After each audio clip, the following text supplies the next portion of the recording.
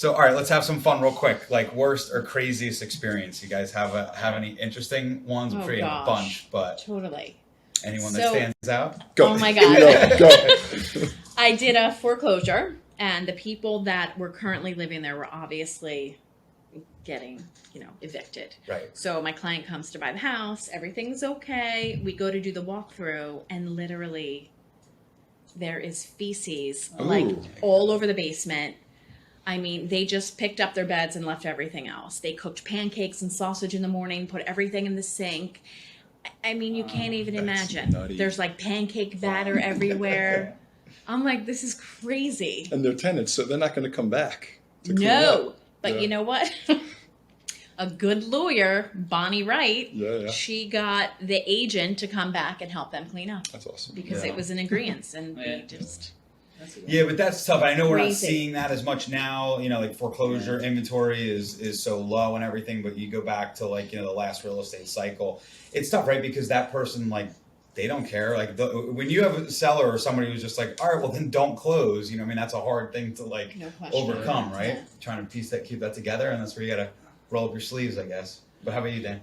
I have a lot to pick from, but one that stands out the most is I had a client, we closed on a house. Next day he calls me, he goes, Dan, we got a problem. And I'm like, what's going on? He goes, we got 2 bodies here. I said, you're kidding. He was like, no. I went up in the attic over the garage and there was a box. And in the box there was 2 urns. It's grandma and grandpa. So problem solving. You call the agent and you make sure that the seller realizes that they left grandma and grandpa in a box over the garage, and please come get them because they're freaking out in the clowns. But yeah, everybody has a good story. Oh, yeah. I was gonna go that way too. Other than the time I got rear-ended by a client showing houses, Oh gosh. who they left me there with my muffler on the ground, and they never bought a house with me. And then proceeded to then they called me, thought I was suing them. They were getting letters in them. I wasn't suing it. There was nothing to sue. That was a good one. But I had one, the very first deal that ever made me.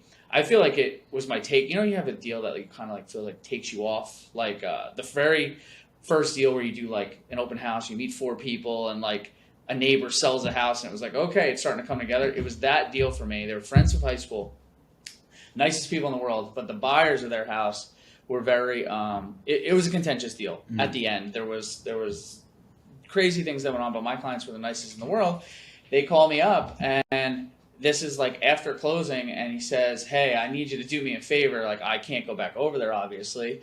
I said, "What do you need me to do?" He goes, "I left my dad in the house." I was like, your dad's ashes. So I went in the house. I knocked on the door. The woman said, I tell her where it is. Can I go get it? So now I'm carrying his ashes out of the house. I'm like, I don't know what I'm doing here. I strapped it in my front seat Put the with the seatbelt on it and drove it over to their new house. The window closed. Yeah, make and sure I had him flying come out out the and get it. window. I'm like, I was terrified. I was like, if I drop this, I don't know what I'll do. Yeah, it was bad. That was a bad one. That's Oh, great. that's funny. I have a pretty funny one. This is a while ago, but a lot of times when you show homes, the listing agent or it'll describe, don't let out the cat or dog or something like that. Mm-hmm. So I was showing a house and I did the lockbox, was open up, and the opposite happened. A cat ran into the house. And I was like, oh, that's That crazy. never Where does cat happens. come from? And the buyer's like, oh my God. So I'm like, all right, whatever. It's probably their cat. Or I called the agent and I'm like, a cat ran in the house when I opened the door. And she's like, they don't have a cat. And I was like, what? And then she's like, yeah, let me see. And she's like, she called the owners. She's like, oh, they're actually away for the day. And she's like, they don't have a cat. They don't have a cat that they take care of or anything. Oh my God.